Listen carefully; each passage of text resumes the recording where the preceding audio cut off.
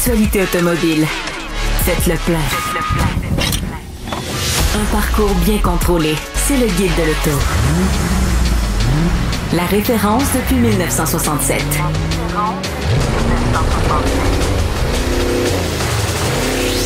Le Guide de l'auto. Bonjour tout le monde, bienvenue au Guide de l'auto, une semaine assez mouvementée dans le monde ou dans l'industrie automobile, particulièrement au Québec, évidemment, avec cette annonce du retrait du programme Rouler vert. De façon temporaire, on fait ça. On verra si c'est vrai, les gars. On va voir. Mais on va y revenir, évidemment, en deuxième partie d'émission et on va recevoir Yann Samiucci, qui est président de la Corporation des concessionnaires automobiles du Québec, pour, évidemment, nous parler de sa réaction, de la réaction des concessionnaires face à cette catastrophe. On peut appeler ça... On va appeler catastrophe un chat potentielle. Oui, c'est ça. Alors, voilà, on va revenir là-dessus un peu plus tard, mais tout d'abord, quelques actualités. À commencer par quelque chose qui semble vouloir se concrétiser, c'est-à-dire une possible alliance entre Honda et Nissan du côté du Japon.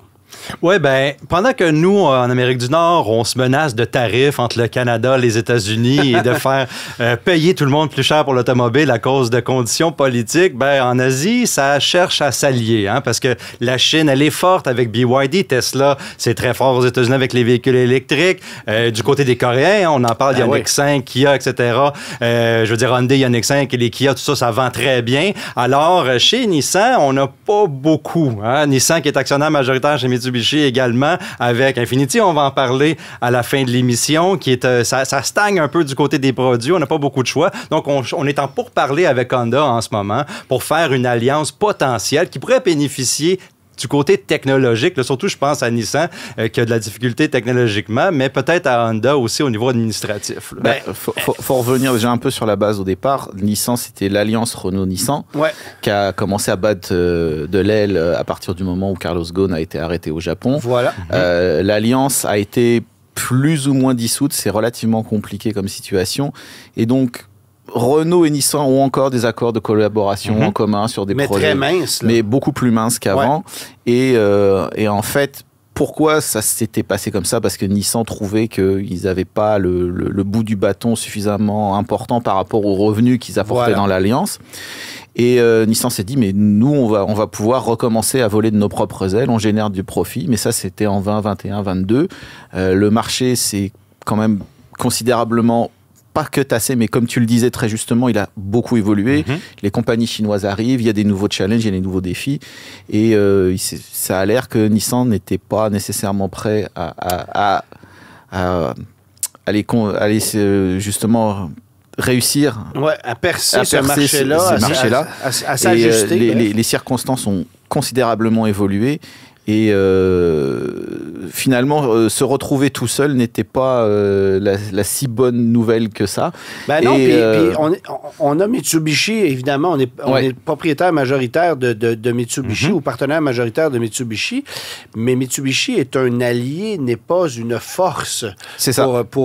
C'est un volume, et encore une fois, bon, ça peut aider sur les coûts de développement pour répartir tout ça sur des volumes plus importants.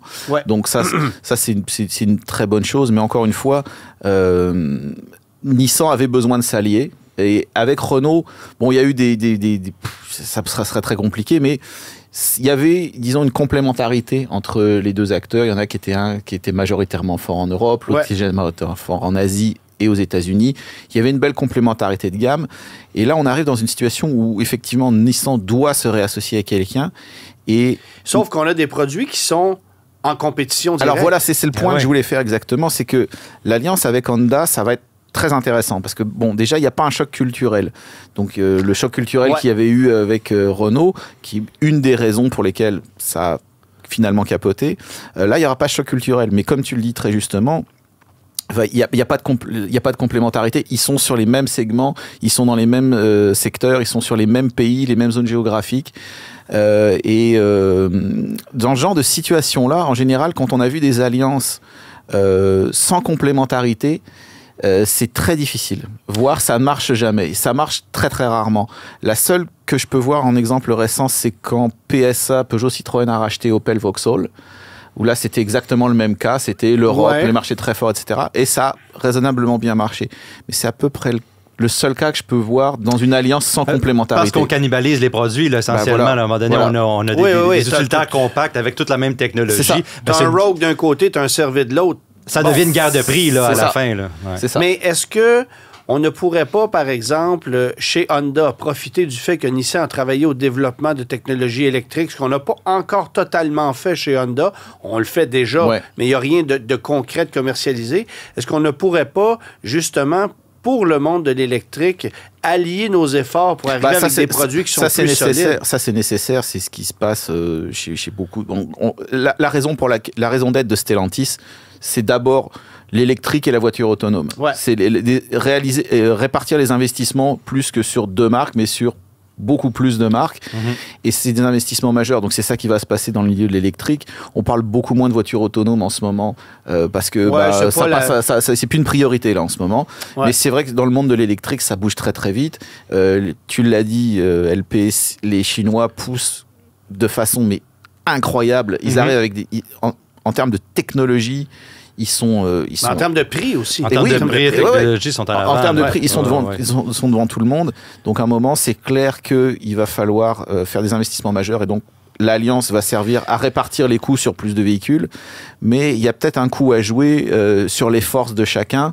Je pense que dans le camion, Nissan est plus fort que Honda. Peut-être un peu plus d'image. Ben c'est clair. Donc, il va falloir de toute façon qu'ils aillent trouver des complémentarités. Mais il faut quand même comprendre que, je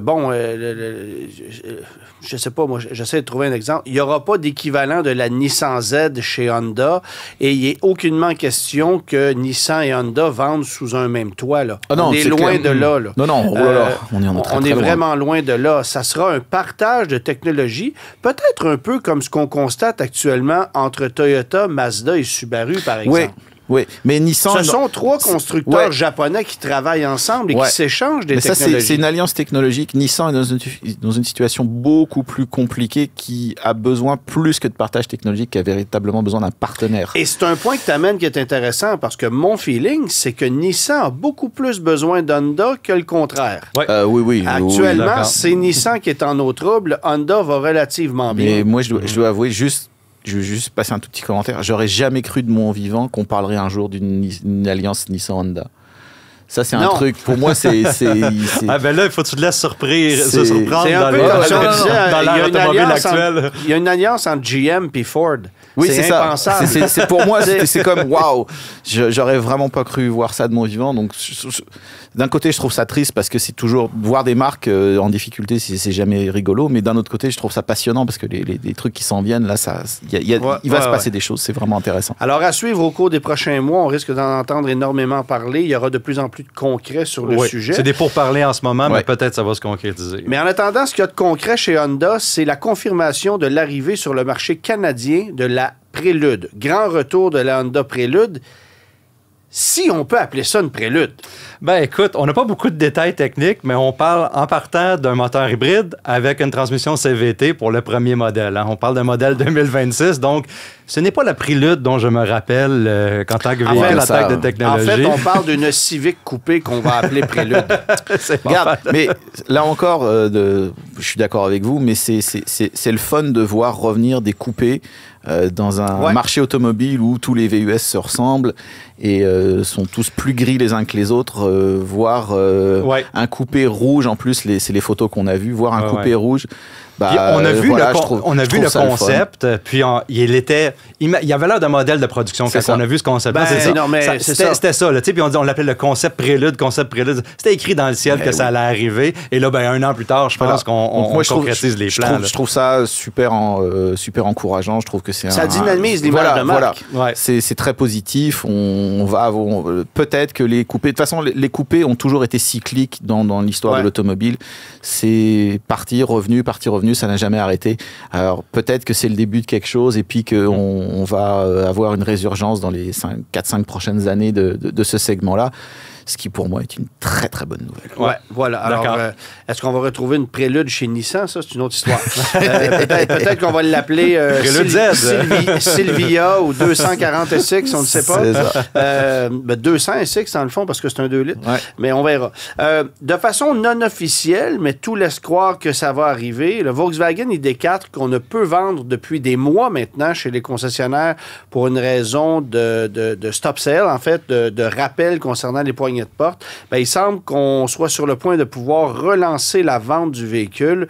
Le rappel de ces véhicules-là étant, je ne veux pas dire réglé, parce que reste à le faire, évidemment, reste à mettre le rappel à exécution et à réparer tous ces véhicules-là, mais on aurait trouvé la solution pour régler le problème et on pourrait recommencer la vente de ces véhicules-là dès le 6 janvier prochain. Ce qui veut dire que on ne pourra jamais profiter du plein 12 000 $ de crédit qui est encore en vigueur pour quelques jours. Sur le ID4 2024, ça sera 4 000 de crédit dès janvier et 0 dès février. On y revient dans quelques instants. Et l'autre truc qu'on vient d'apprendre, c'est que c'est le report de commercialisation d'un camion électrique qui se fait déjà attendre parce que la compétition propose des véhicules. Évidemment, on parle du Ram REV 100% électrique qui est supposé donner la réplique au GMC Sierra EV, Silverado EV et au Ford F-150 Lightning. Ben là, on est rendu au segment Stellantis, je pense, de l'émission. Oui, cette émission. On l'avait oublié. Donc, oui, c'est pas un retard technique. Là, je pense que c'est plus payant avec le Ram Charger, justement, qui est le Ram avec un Ram électrique, mais avec une génératrice, un 3,6 litres, là, pour être capable de régénérer la batterie. Une génératrice avec un Pentastar ou tout ça. Fantastique. Tu lèves ce moteur-là, en plus. Là, mais c'est pas que c'est pas un bon moteur, c'est qu'à un moment donné, on est-tu en 2025? Tu sais, je veux dire, on est rendu là, puis on le fait avec on planifie le faire avec le moteur rotatif chez Mazda, par exemple, de mettre une génératrice grâce à cette technologie-là. Oui, on n'y aurait jamais pensé avec la RX-7. On a eu la bonne idée de ne pas le faire. Mais bref. Donc, oui, ce camion-là, on va mettre de l'avant le Ram Charger en premier, parce que justement, c'est plus logique dans le contexte actuel des choses. Hein. C'est un camion qui a plus de sens avec l'autonomie, puis qui va offrir aux propriétaires de camionnettes quelque chose de beaucoup plus polyvalent. Puis je pense qu'on constate aussi que les ventes du F-150 Lightning fléchissent sérieusement. Il y a eu un arrêt de production de pratiquement de 2 mois. Puis je sais même pas si au moment où on se parle, on a recommencé la production. Je ne crois pas. Alors, parce qu'on a trop d'inventaire en ce moment chez les concessionnaires. General Motors, c'est un peu différent parce qu'on vient de lancer le Sierra électrique, le Silverado, ça fait quelques mois. Donc, c'est un marché différent. Mais je pense que Stellantis se montre prudent. Et si je peux me permettre un commentaire, on a un peu tapé sur Stellantis au cours des dernières semaines, mais je trouve ça quand même intéressant de voir qu'ils prennent des décisions de plus en plus sages quant à l'industrie. Oui. On analyse, on regarde ce qui se passe, puis finalement, on arrive de façon un peu plus posée. La Charger, c'est un peu ça. Oui. On a mis des délais, on a regardé comment ça se passait, on s'est ajusté. Oui, on lance l'électrique à prix plancher parce qu'on veut faire un stunt avec cette voiture-là, mais c'est clair que la majorité des ventes vont se faire avec les modèles à essence aux États-Unis, là où il y a de la demande. On s'adapte au marché. Et on va le voir dans quelques instants, c'est tellement instable sur le marché du Québec et conséquemment sur le marché du Canada qu'on ne peut pas se baser là-dessus pour développer des produits. Là, d'abord, c'est un marché trop petit, puis c'est un marché où c'est le véritable bordel, où on ne peut pas prévoir des plans à moyen, long terme. Non, c'est ça. On en a eu la preuve encore cette semaine. Puis il n'y a pas que ça, c'est que tous les camions ont connu des retards de développement, des retards de commercialisation. C'est pas spécialement simple à lancer ces véhicules. Mais on a atteint un seuil de fiabilité relativement intéressant avec le Durango au bout de 15 ans. Ram est en position de regarder ça, là, de regarder où est-ce que les autres se sont plantés puis de ne pas faire la même erreur. L'arrivée du REV en retard, GM a été en retard, Ford a été en retard, le Cybertruck, on n'en parlera pas. Donc de toute façon, c'est pas non plus c'est pas surprenant d'un point de vue juste technologique et planification de la production. Mais en plus, comme tu le disais très justement, le Charger, la version à recharge est beaucoup plus pertinente en termes de polyvalence. Et le Ram Charger. Le Ram Charger, ouais. Parce que là, ça devient un peu mêlant. On va avoir le Ram Charger et la Charger. Tant qu'il n'y a pas d'édition RAM chez la Charger, on est correct. Ouais, c'est ça. Et tant qu'on ne sort pas le nom Recharge sur un modèle hybride rechargeable, on est correct. OK. Le guide de l'auto. Alors oui, mesdames et messieurs, contre toute attente, le gouvernement du Québec a annoncé, en tentant d'immiscer une nouvelle entre deux grosses nouvelles politiques, le retrait complet des incitatifs pour véhicules électriques issus du programme Rouler vert dès le 1er février 2025. Ça a eu l'effet d'une bombe, évidemment, les gars, sur l'industrie. Et ça a été fait de façon très sournoise, hein, parce que, évidemment, c'était le jour où on annonçait la démission de la ministre Freeland, où Jack Mingsing demandait la démission de Justin Trudeau, où Lion Électrique déposait ses livres et se plaçait contre la loi sur la loi de la protection, contre les faillites, merci. Alors, tout ça, évidemment, ça a fait énormément jaser. Et là, on a essayé de passer une nouvelle en début de soirée, sans que ça paraisse trop. Ah oui, en passant, le programme Rouler vert est aboli parce qu'on n'a plus une scène.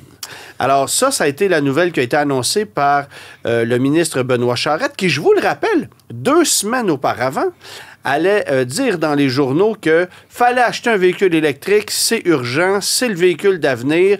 On nous traitait presque de dinosaures si on continuait à acheter des véhicules à essence. Et on disait de toute façon, Benoît Charette disait de toute façon, ben oui, mais de toute façon, on ferme des stations-service parce que la demande est moins forte. Et puis, puis 2035, c'est la pénurie. Oui, puis il n'y aura plus de pétrole d'ici quelques années, fait que dépêchez-vous. Alors, moi, j'ai l'impression, et ça, c'est personnel, mais j'ai l'impression qu'il savait déjà ce qui s'en venait. On a attendu de trouver le bon moment pour essayer de glisser ça sans que ça paraisse trop. J'ai pas besoin de vous dire que moi, j'ai levé la main. J'en ai parlé au plus grand nombre de personnes possible pour que ça se sache, parce que j'ai trouvé cette stratégie un peu douteuse. D'autant plus que faire ça à quelques jours de Noël, dans la pire période de vente automobile de l'année et avec un si court délai, c'est littéralement dégueulasse. Et il faut comprendre un truc. Là, actuellement, il reste quelques jours avant le 31 décembre, parce que la moitié des journées sont des fériés d'ici ce temps-là ou des week-ends. Donc, les concessionnaires ne sont pas ouverts. Il reste que quelques jours pour profiter du 7000 du provincial. On conserve, les gars, pour janvier 25, le 4000. Mais en janvier, il se vend-tu des véhicules, historiquement? Non. La réponse, c'est non. C'est la période la plus creuse de l'année. C'est clair. Et c'est la période la plus creuse de l'année. Et on s'entend que la première semaine est déjà brûlée. Ce qui veut dire que si tu comptes les week-end dans janvier et qu'on commence au 6 janvier, qui est le retour des fêtes, là, ben ça laisse littéralement 15 jours aux gens pour pouvoir se magasiner un véhicule et profiter de 4000 de crédit. Au 1er février, c'est terminé. Il ne restera que le crédit fédéral. Alors, c'est ce qui se passe actuellement, là. Donc, c'est de dire 1er février, c'est annulé, avec un retour possible. Oui, avec un retour possible. Avec le nouveau budget. Voilà. Oui, mais on n'a pas confirmé si ça serait 4000 $. On n'a pas confirmé qu'il y aurait un retour de façon officielle. C'est ça. Tout est nébuleux. Et il faut savoir qu'on a mis beaucoup de phrases clés dans un communiqué pour dire que oui, on gardait nos objectifs de 2035, tout en se gardant peut-être le droit de modifier certains règlements si jamais on a besoin de s'adapter à l'industrie ou au changement. Ça veut juste plus rien dire. On est en mode improvisation, on a brûlé les budgets et là, ben, on essaie de faire plaisir à tout le monde. Mais évidemment qu'on se retrouve dans une période où on est en compression budgétaire. On va devoir redéposer un nouveau budget au printemps prochain. J'ai l'impression qu'il y a des enjeux politiques qui sont peut-être un peu plus importants que celui-là. Mais on constate aussi que le programme a fonctionné sérieusement à l'automne. Ouais. Un véhicule sur 3 vendu au Québec, ça a été un véhicule électrifié, donc hybride rechargeable ou 100% électrique. C'était ça le but du programme. On ne peut pas, à partir de 1 ou 2% où on était il y a quelques années, arriver à 100% en 2035 du jour au lendemain. Non. Donc le programme a bien fait sa job. Et effectivement, un tiers des ventes en électrique au Québec, c'est très bien. Ouais. Mais voilà, maintenant, fallait continuer cet élan-là. Et là, en fait, ce qui se passe, c'est qu'on le casse net. Même s'il revient au mois d'avril, ça crée de l'instabilité dans la planification. En ce moment, les acheteurs se prennent de l'inflation dans la tronche, comme ça, aucun bon sens. Donc, on doit plus que jamais planifier nos achats. L'achat d'une voiture, c'est énorme. Et on se dit, OK, alors bon, si j'attends, mettons, le mois d'avril, mais est-ce qu'il va savoir venir? Dans quelles conditions? Et puis ceci, puis cela. Et en fait, pour éventuellement sauver 2 mois, puis je comprends, s'il n'y a plus d'argent dans les caisses, ils ne vont pas imprimer des billets comme ça. Mais ça crée une instabilité dans les dépenses. Qui a autant d'élan. Hein. On a donné 650 millions de dollars là, depuis le dernier budget dans le programme. Là, je parle de tout, là, avec les bornes, etc. Pour l'acheteur, planifier ses achats, ça devient très compliqué. Et pour les concessionnaires, on va y venir. Pour les constructeurs, tout ça. Et c'est de se dire tout d'un coup, on casse l'élan, même si c'est temporairement, on casse un élan. Et là, tout d'un coup, tu te fais, est-ce que j'ai confiance dans ce qui s'en vient? Est-ce que la voiture électrique est un si bon choix? J'ai 10 ans devant moi avant de passer à l'électrique. Tu sais quoi, on va s'acheter une hybride ou même un truc à essence, puis on verra dans 10 ans pour la prochaine voiture. C'est contradictoire avec l'idée d'un programme comme ça. C'est surtout ça. Moi, c'est surtout ça. Puis je répète, s'il n'y a plus d'argent dans les caisses, on ne va pas l'inventer. Mais ça aurait pu être prévu un peu. Et voilà, il y aurait eu un délai, ralentir, de dire, bon, ça fait depuis 2012 que ça roule, ce programme. On aurait pu jouer franc jeu et le dire d'avance pour permettre aux consommateurs de prendre le temps de quand même faire un choix. Parce que faut comprendre un truc. Oui, le programme termine dans 6 semaines, mais acheter un véhicule, ça se fait pas d'un claquement de doigts. On n'achète pas un véhicule comme on achète une paire de souliers. Il faut magasiner les assurances. Il faut se trouver des pneus d'hiver. Non, mais surtout, c'est pas facile en ce moment. Surtout pour des gens qui sont en essence et qui disent, je vais faire le switch et passer à l'électrique. Tu veux pas faire ça de façon stressée. C'est ça, tu veux pas faire ça en disant, OK, on fait ça demain. Il faut installer la borne, il faut prévoir les trucs, faut faire... Voilà. Effectivement. Donc, c'est vrai que là, c'est une gêne supplémentaire, c'est un stress supplémentaire. Mais l'impact pour le consommateur, c'est relatif parce que c'est un impact individuel. Et le consommateur, après ça, a le choix de faire, moi, je décroche ou, c'est pas grave, j'y vais quand même. Oui, voilà, exactement. Ça, c'est un choix individuel. Mais le plus gros problème en ce qui me concerne, c'est l'impact sur l'industrie automobile en général. Et pour en parler, on a avec nous Yann Samiucci, qui est président de la Corporation des concessionnaires automobiles du Québec et qui, lui, est à chaud en réaction à ce qui vient de se passer. Alors Yann, merci de prendre le temps de nous parler aujourd'hui. J'imagine que le téléphone doit sonner énormément par les temps qui courent. Il doit y avoir quelques concessionnaires mécontents en ce moment. D'abord, quelle a été ta réaction lorsqu'on a fait cette annonce-là du retrait du programme Rouler vert aussi drastiquement? C'est une réaction de surprise, bien entendu, Antoine. On n'a pas vu ça arriver, mais pas pantoute. On était préparés au plan qui avait été défini par le gouvernement au mois de mars dernier, dans le dernier budget. On savait qu'il y avait une baisse au 1er janvier des incitatifs de 7 000 à 4 000 au niveau du Québec, mais jamais on n'aurait pensé que du jour au lendemain, on coupe le programme comme ça. Ceci dit, les surprises, des fois, on va arrêter de se surprendre. Il faut se rappeler que le 6 septembre dernier, on a appris sur le site web que le programme éco-camionnage était suspendu aussi du jour au lendemain. Oui, exactement. Sans nécessairement être averti d'avance. Donc, peut-être que c'est moi qui est inadapté, Antoine. Je me surprends pour un rien, sans doute. Je fais des blagues, bien entendu. Pour être plus sérieux, là, savoir de l'impact de cette décision-là, puis on aurait aimé ça le savoir d'avance. Ça nous aurait aidé à planifier notre année. Là, ça va être assez dévastateur pour les concessionnaires. Justement. C'est clair que... Oui, vas-y, excuse-moi. Justement, parce que les concessionnaires en ce moment ont principalement des stocks de modèles de véhicules électriques année modèle 2024. On ne parle pas de modèle 25, mais on parle de modèle 24. Et ils avaient un plan pour écouler ça dans les mois à venir, là, jusqu'au printemps. Et en combinaison avec le fait que janvier et février, ce sont les pires mois dans le monde de l'automobile, le timing n'est pas génial, là.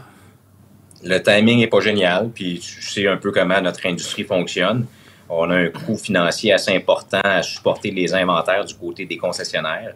Je parlais à certains concessionnaires de certaines marques, je ne les nomme pas, je les représente toutes, là, qui ont des inventaires de plus de 25 millions concessionnaires uniques là, en véhicules électriques présentement. Alors, ça va faire mal à l'industrie. Puis, je pense aussi aux clients. Là. Il y en a plusieurs qui attendaient, dans certains cas, des véhicules en commande qui devaient arriver dans la période ou d'autres qui doivent renouveler leur location dans la période qui avaient anticipé transiter vers un véhicule électrique. Pour ces gens-là, ça va être une très grande difficulté. Ils auront un choix, là, soit qu'ils attendent qu'ils restent sans véhicule ou encore qu'ils payent le gros prix alors qu'on n'a plus d'incitatif. Fait que ça ne sera pas drôle. Là. Pour le consommateur, c'est sûr que c'est une déception. Et évidemment, moi, j'aime ça parce qu'on nous dit, il reste 1 mois et demi avant l'abolition du crédit du programme Rouler vert. Mais il ne reste pas 1 mois et demi. On arrive à Noël. Les concessionnaires sont fermés 1 journée sur 2. Les gens sont en mode magasinage, sont en mode party, sont pas en mode magasinage, pardon. Et ce qu'on réalise aussi, c'est que lorsque janvier arrive, les gens avaient peut-être l'intention d'aller magasiner un véhicule. Là, regardent leur compte de carte de crédit. Le temps des fêtes a coûté cher. On va peut-être attendre à février ou mars. C'est une catastrophe, là. Puis je pense notamment aux concessionnaires Volkswagen qui, pour eux, ça a été un automne cauchemardesque considérant l'arrêt des ventes du ID4, vont pouvoir recommencer à le vendre quelque part début janvier, mais c'est trop peu, trop tard. Ils ont 2000 ID4 en stock au Québec et on a 3 semaines pour écouler ça. Ça se peut pas. Tu as tellement raison, Antoine, puis ils sont pas prêts à être écoulés parce qu'on doit faire un rappel sur ces véhicules-là. Et ce qu'on me disait aux dernières nouvelles, ça va être 4 heures de temps homme par véhicule. Es-tu sérieux? Ah oui. Sur la route. Fait qu'on n'est pas rendu, là. On n'est véritablement pas rendu. Ça chamboule l'ensemble de notre planification. Tu sais, on est une industrie que je qualifie de capital intensive. Il y a beaucoup d'argent qui se brasse chez nous, là, disons-le comme ça. On ne peut pas planifier par incrément de 6 semaines. Nos planifications se font minimalement sur 1 an. Puis malgré tout, les manufacturiers, je dirais, qui sont assez incroyables là, cette année avec le marché du Québec, avec l'annonce finalement du mois de mars dernier, ils ont réussi à rediriger des allocations qui étaient destinées sur le marché, tu le sais, américain, même de d'autres provinces canadiennes vers le Québec pour faire une demande. Je les ai trouvés relativement agiles. On n'a pas vu ça souvent. Là, tu connais un peu notre réalité, Antoine. Alors là, de nous dire que on a 6 semaines pour liquider nos inventaires de véhicules électriques. Je ne sais pas à quel point c'est viable. Là. Mais est-ce que c'était pas justement un couteau à double tranchant de massivement rediriger un type de véhicule dans une seule province avec les risques qui viennent avec? Et là, on en subit les conséquences. C'est-à-dire que, il y a des concessionnaires qui ont eu droit à énormément d'inventaires de véhicules électriques, mais tout en étant privés de modèles à essence qu'ils auraient voulu avoir. Tu sais, je pense à des concessionnaires Hyundai.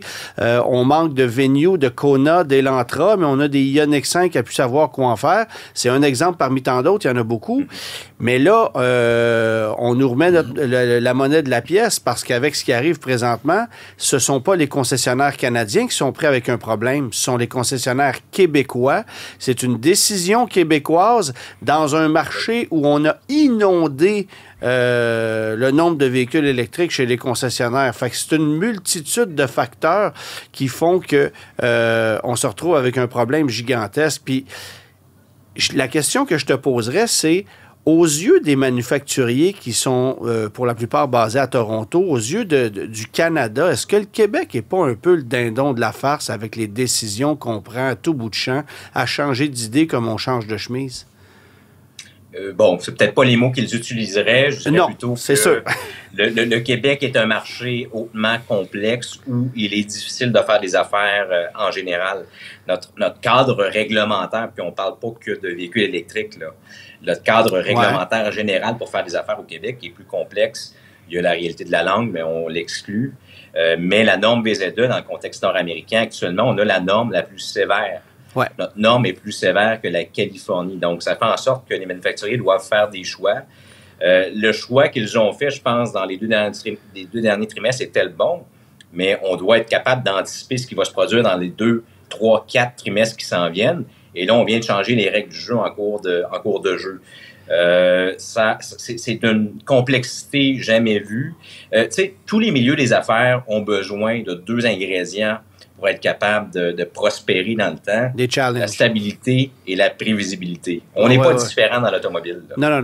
Alors là, on fait annoncer à 6 semaines d'avis que le programme qui a eu un impact direct sur les 33% de nos ventes dans le dernier trimestre va être aboli.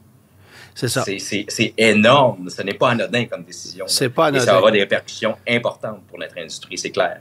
Est-ce que tu as l'impression que le gouvernement mesure l'impact de cette décision-là?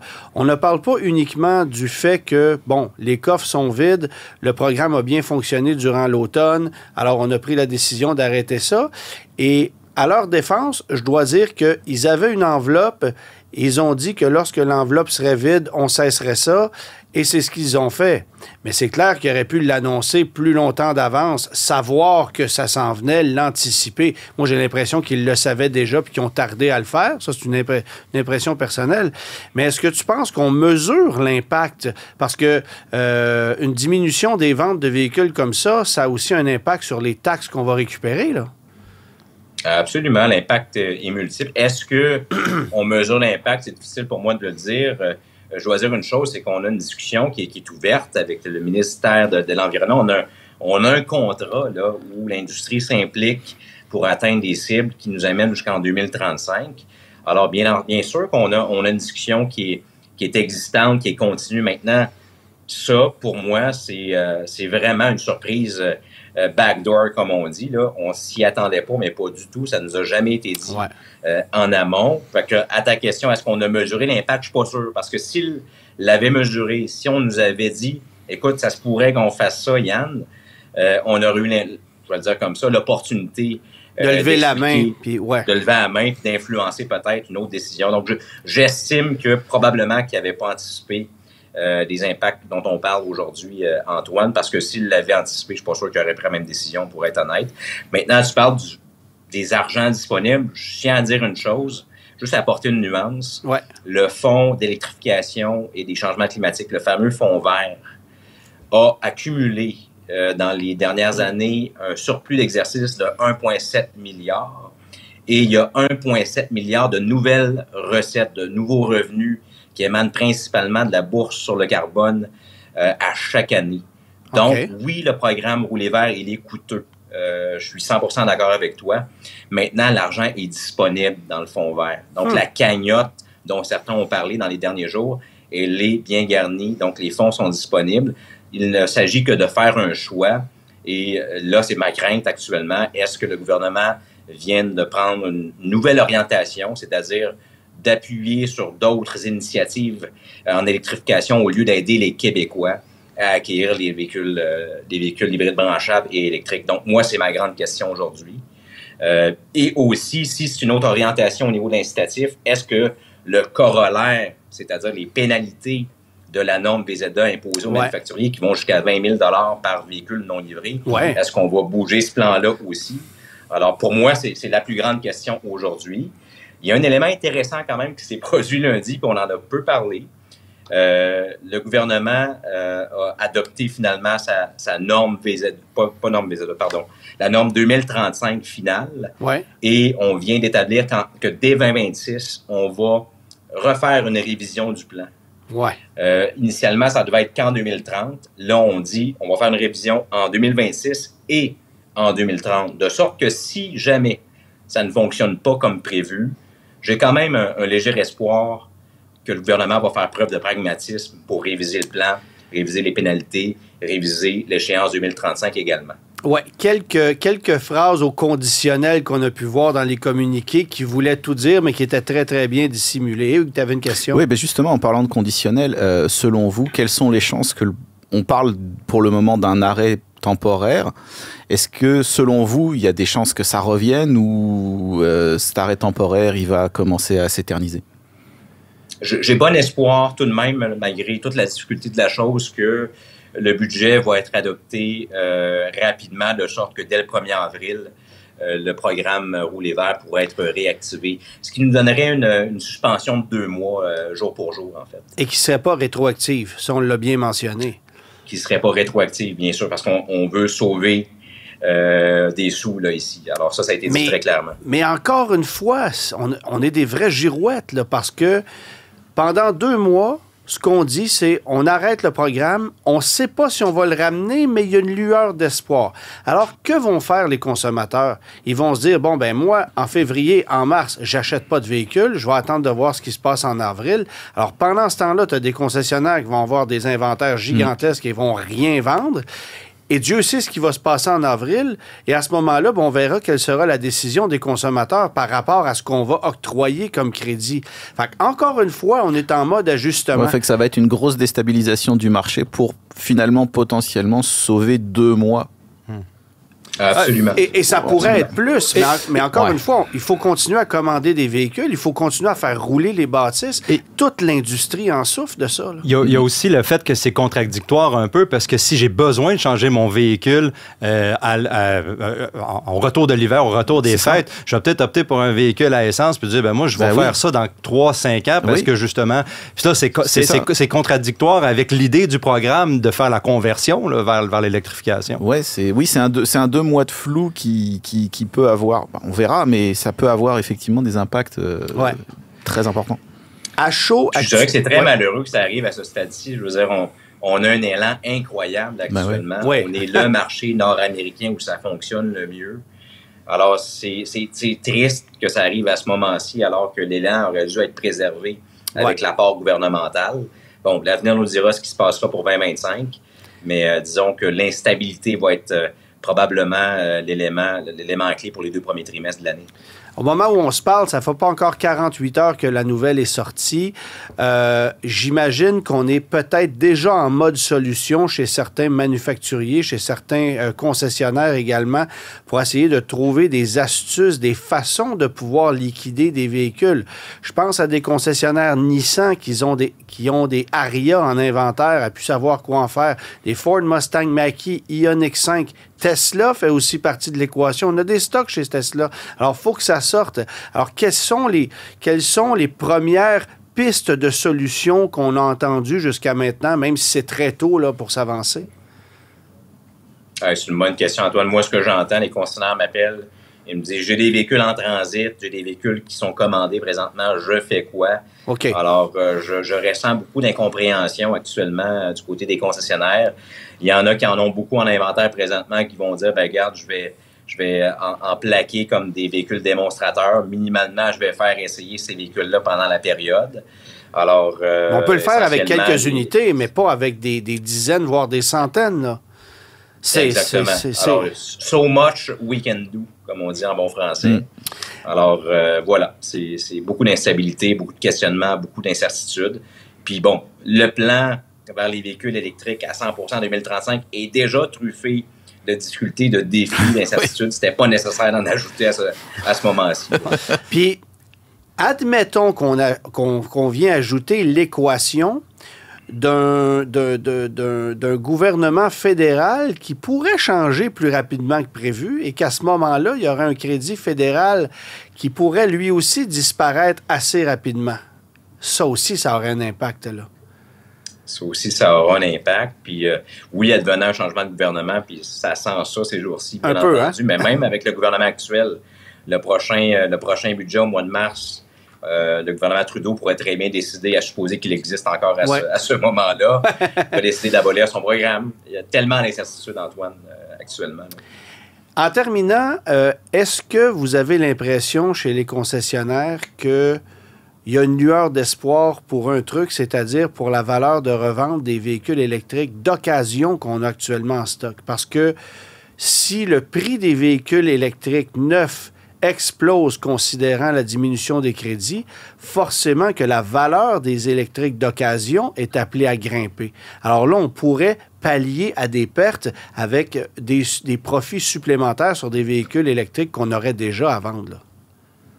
C'est un point intéressant, Antoine. J'y avais pas pensé, je vais être honnête avec toi, mais c'est clair que ça aura un impact sur la valeur résiduelle des véhicules électriques d'occasion. Puis c'est clair aussi, je connais assez mes concessionnaires pour savoir que c'est des femmes et des hommes d'affaires hyper résilients. Ouais. Ils vont trouver un moyen de tirer leurs épingles du jeu, c'est clair. Ça va être plus difficile, ça va être plus challengeant, mais ça fait peut-être partie du mix de solutions, Antoine. Merci, tu nous amènes des belles idées c'est ça. aujourd'hui. En attendant, je vais vous souhaiter de joyeuses fêtes. Je vais aussi vous souhaiter le meilleur des succès parce que j'ai à cœur l'industrie automobile quand même, puis je comprends que c'est un défi colossal qu'on vient de se faire mettre dans les pattes. Alors, bonne chance à tous et puis on verra ce que ça aura comme impact dans 6 semaines et ce qu'auront comme imagination les constructeurs et les concessionnaires pour peut-être essayer d'amenuiser le mal là, en ce moment. Là. Ben, merci à vous trois pour l'accueil, puis je vous souhaite aussi de très joyeuses fêtes. Merci Yann. Merci. Au revoir. Le guide de l'auto. Parcours l'actualité automobile sans dérapage ni accrochage. Antoine, cette semaine, tu as été faire l'essai d'un utilitaire qui est fort populaire, je crois, au Québec, le Nissan Armada. Oui, 2 fois moins populaire que le QX80, qui est son équivalent, mais chez Infiniti.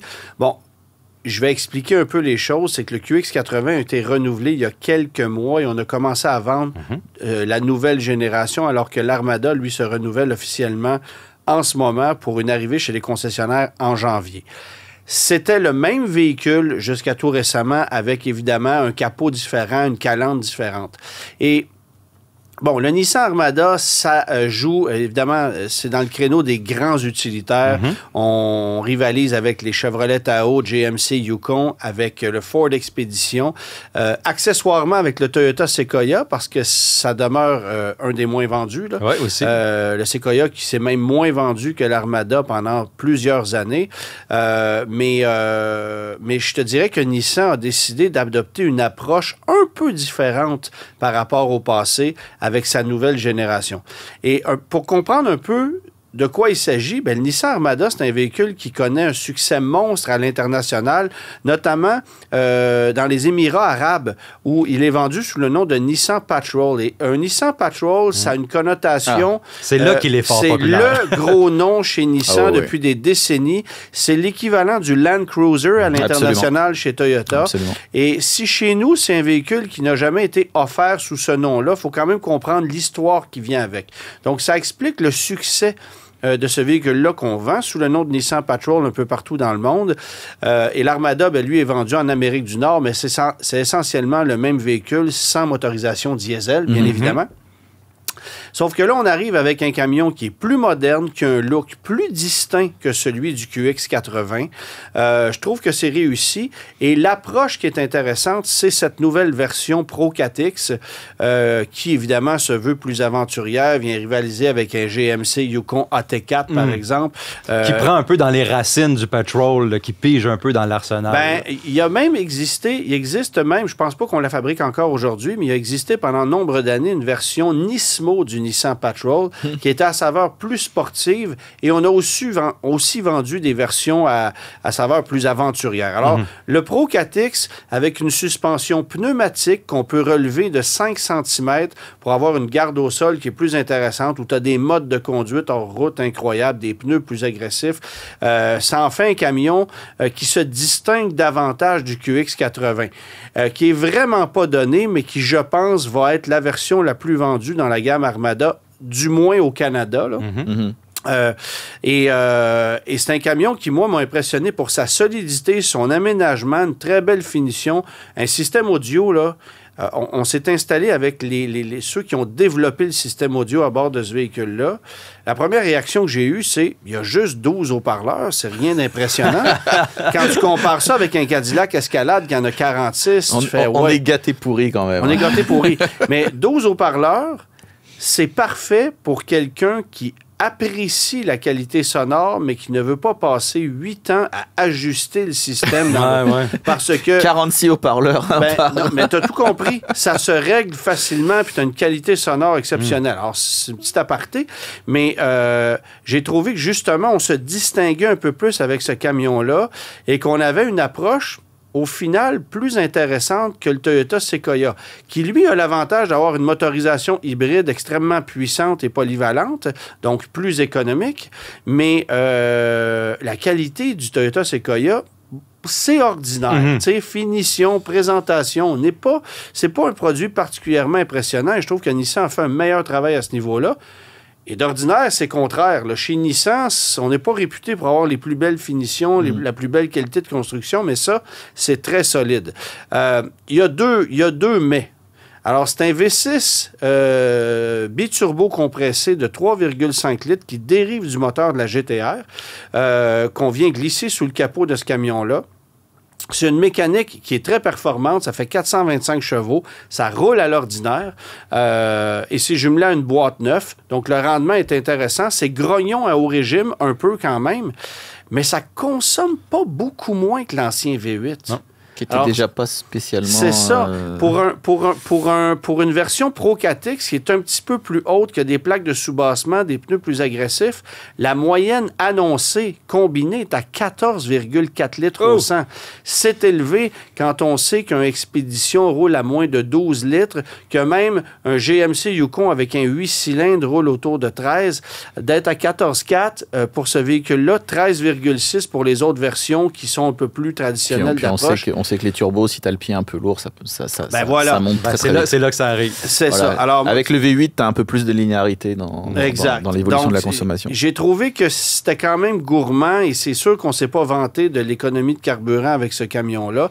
Puis c'est peut-être le point faible avec la facture parce que combien coûte un Nissan Armada de nouvelle génération? Bien, ça part avant les frais de transport préparation à 85 000 et on monte à 104 000 pour une version Platinum Reserve.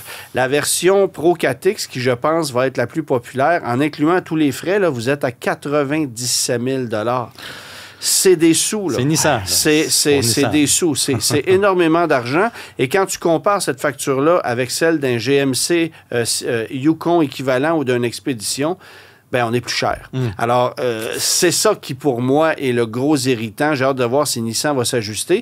Mais en attendant, ce que je peux vous dire, c'est qu'il reste des 2024 chez les concessionnaires et on a des Platinum flambant neufs, tout équipés à moins de 70 000 $. Je pense que ça, c'est un peu un meilleur deal que d'aller vers la nouvelle génération qui coûte presque 30 000 $ de plus. Deuxième véhicule que j'ai conduit, parce que c'est un doublé, cet événement-là, c'est le nouveau Murano, qui arrive vraiment trop de bonheur. Hein. Ça faisait juste 10 ans que l'ancienne génération était là. Et juste pour la petite histoire, moi, j'avais vu le concept de ce Nissan Murano en 2019, avant la COVID, au Japon, du côté de chez Nissan, et il était déjà très avancé en matière de recherche et développement. Évidemment que j'ai posé la question pourquoi ça a pris 10 ans, et on nous a répondu une réponse de politicien qui voulait absolument rien dire, mais la vérité, c'est qu'on l'a mis sur la glace. On a choisi stratégiquement de lancer l'Aria, le Pathfinder, avant ce produit-là, pour finalement décider de le lancer. C'est un produit qui est désormais exclusivement nord-américain, n'est pas vendu ailleurs dans le monde. Et quand on le regarde, c'est clair que c'est une évolution de l'ancien modèle, mais avec des lignes qui sont beaucoup plus sages, qui sont moins tarabiscotées, là, parce que l'autre avait sérieusement mal vieilli. Et on peut confondre le nouveau Nissan Murano avec l'Aria là, en termes de look. C'est un peu plus gros, parce que le museau est plus imposant. Forcément, il y a un moteur à combustion sous le capot. Mais en termes d'espace intérieur et d'aménagement intérieur, c'est très, très, très près du Aria. Et actuellement, quand tu regardes le prix d'un Aria en incluant les crédits et le prix de ce nouveau Murano, bien, on est à peu près nez à nez. C'est sûr qu'avec les crédits qui sont retirés progressivement, voire même drastiquement, ça va changer. Mais je pense que ce produit-là va surtout connaître du succès aux États-Unis et au Canada anglais. Chez nous, on va encore privilégier l'Aria parce que l'écart de prix, ben, du moins en ce moment, là, n'est pas si grand que ça. Puis tu as l'avantage d'un électrique et d'à peu près du même espace. C'est un véhicule qui a le moteur 2 litres VC turbo, là. Alors, on élimine le V6, on remplace ça par un 4 cylindres, boîte automatique à 9 rapports. Rendement correct, consommation correct, rien de révolutionnaire. Puis je te dirais que moi, je regardais ce qu'on avait mis sous le capot de ce véhicule-là en comparaison avec le 6 cylindres en ligne qu'on a chez Mazda dans le CX-70. Ça consomme plus, c'est moins performant, c'est un peu plus grognon. Donc, c'est pas une mécanique qui, moi, me plaît particulièrement. Mais au niveau du... Tu sais, c'est un véhicule, on va être honnête, là, c'est plate à conduire, c'est déconnecté. La direction électrique qu'on vient de refaire, c'est vraiment... C'est surassisté, c'est flou au centre. T'achètes vraiment pas ça pour le plaisir de conduire. C'est vraiment... Tu te laisses bercer. C'est un véhicule qui est plus insonorisé, qui est plus confortable, qui est bien aménagé. Ça va, mais le plaisir de conduire est absolument pas là. Si vous cherchez quelque chose d'enivrant, là, vous n'êtes pas à la bonne adresse, ça, c'est sûr. Toi, de ton côté, tu es allé chez Volkswagen, tu as conduit le Taos. Il n'est pas nouveau, le Taos, mais... C'est comme mi-cycle, on va dire, de Taos qui a été lancé durant la pandémie, en fait. T'as aussi conduit le Volkswagen. T'as aussi conduit le... Ouais, où est-ce que j'en étais? Ah oui, c'est ça, le Taos, qui a reçu on va pas dire une refonte, là, un petit peu un rafraîchissement d'hémicycle. Physique qui se ressemble, hein? On a rechangé un peu le bouclier, les blocs optiques. À l'arrière, on a mis des feux qui ressemblent un petit peu plus à ceux de l'Atlas. Le Taos, c'est le meilleur vendeur chez Volkswagen là, pour un véhicule qui a été lancé en pleine pandémie puis ça fonctionne au Canada. Volkswagen, on le rappellera... C'est le bon format. Ça va pas très bien dans le monde, on le sait, on en a parlé combien de fois, mais au Canada, c'est la meilleure année qu'ils ont jamais connue. Et puis ça, on peut l'attribuer... Malgré le stop-sell du ID4. Malgré le stop-sell du ID4. Donc, on en vend des Taos au Canada, c'est quand même incroyable. C'est un bon format, c'est la bonne taille. C'est plus gros que le premier Tiguan. Oui. Hein? C'est impressionnant comme volume à l'intérieur. Volkswagen aime dire que c'est tous les acheteurs de la Golf qui se ruent vers les Taos. Je ne crois pas après l'avoir conduit. Mais c'est intéressant, je te coupe là-dessus, c'est intéressant que tu dises ça parce que là, les rumeurs veulent que la production de la Golf soit rapatriée au Mexique, ce qui voudrait dire qu'on pourrait peut-être l'avoir à nouveau en Amérique du Nord. On n'en a pas parlé en actualité, mais c'est les rumeurs. Permets-moi de te dire que je suis pas certain que c'est le même acheteur. Tu prendrais-tu un Taos à la place d'une Golf? Je ne crois pas, non? Pas en tout. Par contre, un véhicule qui peut quand même plaire, parce que dans son rafraîchissement mi-cycle, il y a quand même eu des bobos qui ont été réparés. On parlait de la maudite transmission 7 rapports double embrayage dans les modèles 4Motion, qui est d'ailleurs 97% des ventes là, au Canada, c'est des modèles 4Motion. Il y a un modèle à traction qui n'est pas vraiment vendu, qui est vendu ici disponible, là, mais qui n'est pas populaire au Canada. Donc, les gens qui sont dans cette classe d'acheteurs-là n'aimaient pas la DCT parce qu'ils ne comprennent pas un peu comment une transmission à 7 rapports double embrayage fonctionne. Et surtout dans une application comme ça, je pense que ça n'a pas sa place. C'est pas une vocation sportive. Exactement. Donc, c'est une bonne transmission. On va lui donner ça, mais dans cette application-là, ça ne l'est pas. Donc, on l'a remplacé par une 8 vitesses là, traditionnelle qu'on retrouve dans la Jetta, etc., là, dans l'arsenal Volkswagen. Un petit peu plus de puissance. On avait 158 chevaux. On est à 174. Écoute, la conduite du Taos, c'est qu'est-ce que c'était avant. Un peu moins d'hésitation que la DCT en départ. Au départ initial. Par contre, que je l'ai reprise sur l'autoroute, c'était un peu une hésitation là, avec cette transmission-là. J'ai moins aimé ça. Est-ce qu'on sent la fulgurante puissance, augmentation de puissance? Non, mais je pense que ça y a fait du bien de pareil. On le sent quand même un petit peu plus à haut régime. On parle évidemment un bon volume intérieur pour le Taos. On apprécie ça, c'est ce qu'on aime le plus. Mais aussi, on a refait un peu la planche de bord. On a mis le nouvel écran qui est flottant de 8 pouces. Il est de série sur tous les modèles. On a changé un peu les commandes. Quand j'ai vu les commandes haptiques là, à effleurement, j'ai dit, on aime bien les roulettes. Par contre, après les avoir essayées, je te dis, ça fonctionne bien. Tu tapes dessus. Puis Volkswagen a fait des pires commandes à effleurement dans le passé. Fait que j'aurais pas trop peur là, pour les utilisateurs de ces commandes-là. On verra l'usage. On verra, puis tu nous donneras ton... C'est une multitude de nomatopées. Là. Peut-être... tu l'essaieras, puis tu nous reviendras avec tes commentaires. Mais autrement, je trouve que ce véhicule-là, avec dans le cadre que la Golf ne reviendrait pas, je trouve que Volkswagen a qu'est-ce qu'on a besoin pour faire un véhicule plus dynamique. Puis je trouve qu'on pourrait se différencier dans ce segment-là qui est hautement contingenté. Il y a beaucoup de véhicules. On peut faire un peu n'importe quoi. Si on faisait quelque chose d'un petit peu plus sportif et dynamique, ça serait plus le fun. Par contre, ça se vend. Et on a des meilleurs vendeurs chez Volkswagen qui sont pourquoi qu'ils feraient ça.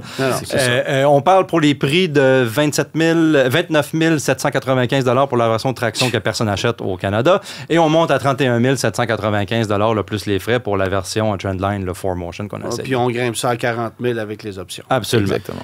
Merci Louis-Philippe. Alors, on va se retrouver pour une dernière fois cette année dans un bilan de l'année qu'on va faire un peu plus tard. Ça se peut que vous constatiez qu'on va être habillé exactement pareil parce qu'on va l'enregistrer dans quelques instants, mais ça ne plaît pas à personne. C'est un secret de production. Tous les épisodes du Guide de l'auto sont disponibles en podcast sur l'application et le site cube.ca.